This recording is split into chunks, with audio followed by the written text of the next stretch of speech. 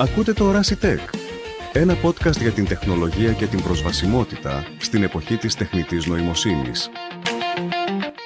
Γεια σας φίλες και φίλοι, είμαι η Σίλβια και σας καλωσορίζω σε ένα ακόμη επεισόδιο του Orasi Tech.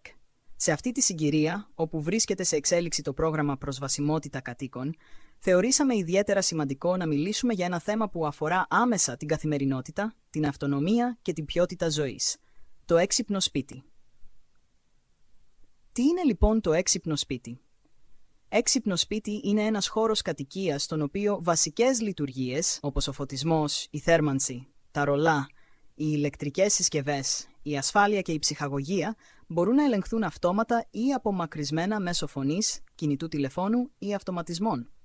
Το σπίτι μετατρέπεται σε ένα ενεργό, ψηφιακά υποστηριζόμενο περιβάλλον που συνεργάζεται με τον άνθρωπο. Για τα άτομα με αναπηρία όρασης, το έξυπνο σπίτι δεν είναι πολυτέλεια. Είναι εργαλείο ελευθερίας. Η δυνατότητα να ελέγχει κανείς το περιβάλλον του χωρίς οπτική επιβεβαίωση αλλάζει ριζικά την εμπειρία διαβίωσης. Φωνητικές εντολές, ηχητικές ειδοποιήσεις και αυτοματισμοί δημιουργούν ένα σπίτι που ακούει και ανταποκρίνεται. Η τεχνητή νοημοσύνη παίζει εδώ καθοριστικό ρόλο.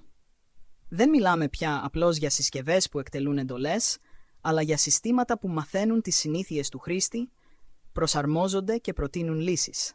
Για παράδειγμα, με μία μόνο φράση «Σίλβια, ξύπνησα», το σπίτι μπορεί να ανοίγει τα ρολά, να ξεκινά την καφετιέρα, να ρυθμίζει τη θερμοκρασία και να διαβάζει το πρόγραμμα της ημέρας. Αυτό δεν είναι αυτοματισμός.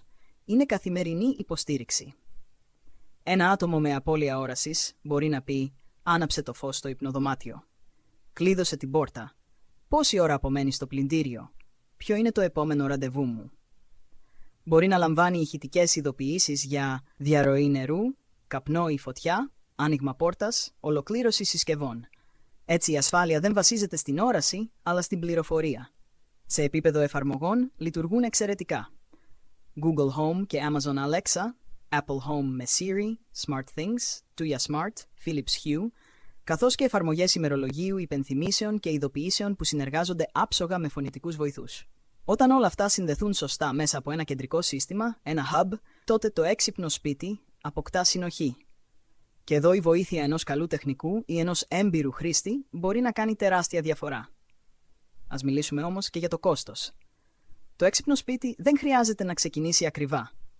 Μπορεί να αρχίσει απλά και να εξελιχθεί σταδιακά. Υπάρχουν λύσεις για κάθε προϋπολογισμό. Το πρόγραμμα Προσβασιμότητα Κατοίκων μπορεί να αποτελέσει καταλύτη ώστε αυτές οι τεχνολογίες να γίνουν πραγματικά προσβάσιμες. Υπάρχουν όμως και προκλήσεις.